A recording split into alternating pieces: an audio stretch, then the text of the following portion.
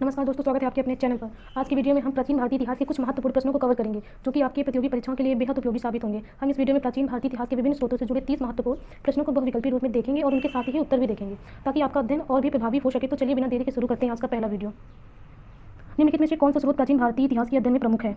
उपरोक्त सभी। जानकारी के लिए प्राचीन भारतीय इतिहास के अध्ययन के लिए अभिलेख, पांडुलिपियों और सिक्के महत्वपूर्ण स्रोत हैं। ये स्रोत तत्कालीन राजनीतिक, सामाजिक, आर्थिक और सांस्कृतिक जानकारी प्रदान करते हैं। अगला क्वेश्चन, किस अभिलेख में अशोक ने अपनी धार्मिक नीति का विवरण दिया? गिरनार अभिलेख।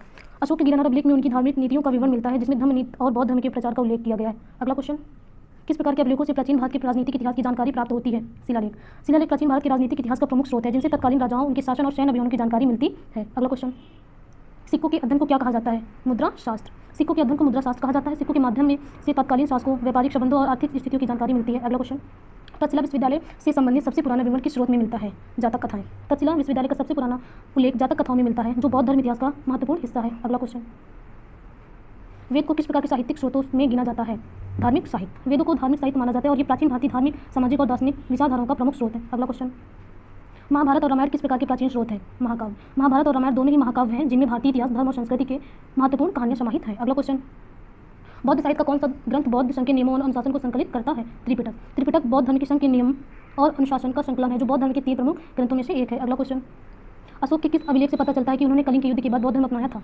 धौली अभिलेख। अशोक के धौली अभिलेख में स्पष्ट रूप से लिखा उल्लेख है कि उन्होंने कलिंग युद्ध के बाद बौद्ध धर्म को अपनाया और अहिंसा की नीति का अनुसरण किया। अगला क्वेश्चन, किस चीनी यात्री ने गुप्तकालीन भारत का भ्रमण किया और अपने यात्रा विवरण में तत्कालीन समाज का वर्णन किया? फायान। चीनी यात्री फायान ने गुप्तकाल के दौरान भारत का भ्रमण किया और अपने यात्रा विवरण में तत्कालीन समाज, धर्म और संस्कृति का विस्तृत विवरण किया। अगला क्वेश्चन, कौन सा ग्रंथ सम्राट हर्षवर्धन के शासनकाल का विवरण देता है? हर्षचरित। हर्षचरित बाणभट्ट द्वारा लिखा गया है, जो सम्राट हर्षवर्धन के जीवन और शासन का वर्णन करता है, उनके समय की राजनीतिक और सांस्कृतिक स्थितियों का महत्वपूर्ण स्रोत है। अगला क्वेश्चन, कल्हड़ की राज तरंगिणी किस राज्य के इतिहास का वर्णन करती है? कश्मीर। राज तरंगिणी कश्मीर के राजाओं का विस्तृत इतिहास है, जिसे 12वीं शताब्दी में कल्हड़ ने लिखा था। यह कश्मीर के प्राचीन इतिहास का एकमात्र प्रमुख साहित्यिक स्रोत है। अगला क्वेश्चन, महावंश किस धर्म के ऐतिहासिक ग्रंथ के रूप में जाना जाता है? बौद्ध धर्म के। महावंश बौद्ध धर्म से संबंधित है, एक ऐतिहासिक ग्रंथ है, जिसमें श्रीलंका के राजाओं, बौद्ध धर्म के विकास का वर्णन है। अगला क्वेश्चन, इंडिका किस यूनानी यात्री द्वारा लिखी गई? मेगस्थनीज। इंडिका मेगस्थनीज द्वारा लिखी गई थी, जो मौर्य साम्राज्य के दौरान चंद्रगुप्त मौर्य के दरबार में आया था। इसमें भारत के समाज, राजनीतिक इतिहास, राजनीतिक और शासन का वर्णन है। अगला क्वेश्चन, किस अभिलेख से समुद्रगुप्त के विजयों का विवरण मिलता है? इलाहाबाद स्तंभ अभिलेख। इलाहाबाद स्तंभ अभिलेख में समुद्रगुप्त के अभियानों और विजयों का विस्तृत विवरण दिया गया है, जिसे हर्षेन ने लिखा था। इसे प्रयाग प्रशस्त भी कहा जाता है। अगला क्वेश्चन, अशोक के शिलालेख किस लिपि में लिखे गए थे? ब्राह्मी। अशोक के शिलालेख, अधिकांश शिलालेख ब्राह्मी लिपि में लिखे गए थे, जो उस समय की प्रमुख लिपि थी। खरोष्टी लिपि का उपयोग भी उत्तर पश्चिम भारत में हुआ था। अगला क्वेश्चन, किस स्रोत से हमें गुप्तकाल की सांस्कृतिक और धार्मिक गतिविधियों की जानकारी मिलती है? उपरोक्त सभी। गुप्तकाल की सांस्कृतिक और धार्मिक गतिविधियों की जानकारी हमें साहित्य, ग्रंथों, अभिलेखों और सिक्कों से मिलती है। यह कला, साहित्य और धर्म का स्वर्णिम युग माना जाता है। अगला क्वेश्चन, किस धर्म ग्रंथ में महावीर के जीवन का वर्णन मिलता है? कल्पसूत्र। कल्पसूत्र जैन धर्म का प्रमुख ग्रंथ है, जिसमें महावीर स्वामी के जीवन और उनकी शिक्षाओं का विस्तृत विवरण है। अगला क्वेश्चन, अशोक के किस अभिलेख में विदेशी राजाओं के साथ उनके संबंधों का उल्लेख है? 13वां शिलालेख। अशोक के 13वें शिलालेख में विदेशी राजाओं के साथ उनके संबंधों और धर्म के प्रचार का उल्लेख मिलता है। इसमें ग्रीक और मिस्र और सीरिया के राजाओं का उल्लेख है। अगला क्वेश्चन, किस ग्रंथ में मौर्यकालीन भारत के समाज और प्रशासन का वर्णन मिलता है? अर्थशास्त्र। कौटिल्य चाणक्य का अर्थशास्त्र मौर्यकालीन भारत के समाज, प्रशासन और अर्थव्यवस्था का प्रमुख ग्रंथ है। इसमें राजनीति, अर्थव्यवस्था और शासन की विस्तृत जानकारी मिलती है। अगला क्वेश्चन, किस अभिलेख से पुष्यमित्र शुंग के शासनकाल का विवरण मिलता है? अयोध्या अभिलेख। अयोध्या अभिलेख में पुष्यमित्र शुंग के शासनकाल का उल्लेख मिलता है। वह मौर्य साम्राज्य के पतन के बाद शुंग वंश का संस्थापक था और उसने बौद्ध धर्म के स्थान पर वैदिक धर्म को पुनर्जीवित किया। अगला क्वेश्चन, हुनचांग में यात्रा विवरण में किस भारतीय शासक का वर्णन मिलता है? हर्षवर्धन का। हुनचांग की यात्रा विवरण में हर्षवर्धन के शासनकाल का उल्लेख मिलता है। वह हर्षवर्धन के दरबार में आया था और उसने उस समय के भारतीय समाज, धर्म का विस्तृत विवरण किया है। अगला क्वेश्चन, प्राचीन भारत में ताम्र पात्रों का उपयोग किस लिए किया जाता था? दान पात्र। प्राचीन भारत में ताम्र पात्रों का उपयोग मुख्य रूप से दान पत्र के रूप में किया जाता था। यह शासक द्वारा ब्राह्मणों और अन्य धर्मगुरुओं को दी गई भूमि या संपत्ति के प्रमाण पत्र होते थे। अगला क्वेश्चन, किस ग्रंथ में चाणक्य ने मौर्यकालीन शासन और प्रशासन का वर्णन किया है? अर्थशास्त्र।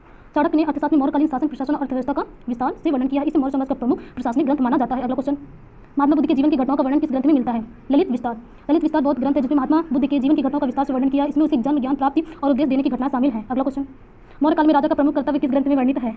धर्मशास्त्र। धर्मशास्त्र में मौर्यकाल में राजा के प्रमुख कर्तव्यों का वर्णन किया गया है। इसमें शासन की कला, कूटनीति, युद्ध नीति और आर्थिक नीतियों पर विशेष ध्यान दिया गया है। अगला क्वेश्चन, मेगास्थनीज ने किस भारतीय शासक के दरबार में रहकर भारत का वर्णन किया था? चंद्रगुप्त मौर्य। मेगास्थनीज ने चंद्रगुप्त मौर्य के दरबार में रहकर भारत का वर्णन किया। उसकी पुस्तक इंडिका में मौर्यकालीन समाज, प्रशासन और राज दरबार में विस्तृत वर्णन है। अगला क्वेश्चन, अशोक के किस शिलालेख में उनके धर्म प्रचार का साक्ष्य मिलता है? 13वां शिलालेख। अशोक के 13वें शिलालेख में धर्म के प्रचार और विभिन्न देशों के राजाओं को भेजे गए संदेशों का उल्लेख मिलता है। यह शिलालेख अशोक की अहिंसावादी नीति का प्रमुख प्रमाण है। अगला क्वेश्चन, प्रयाग प्रशस्त किसके समय का एक महत्वपूर्ण शिलालेख है? समुद्रगुप्त।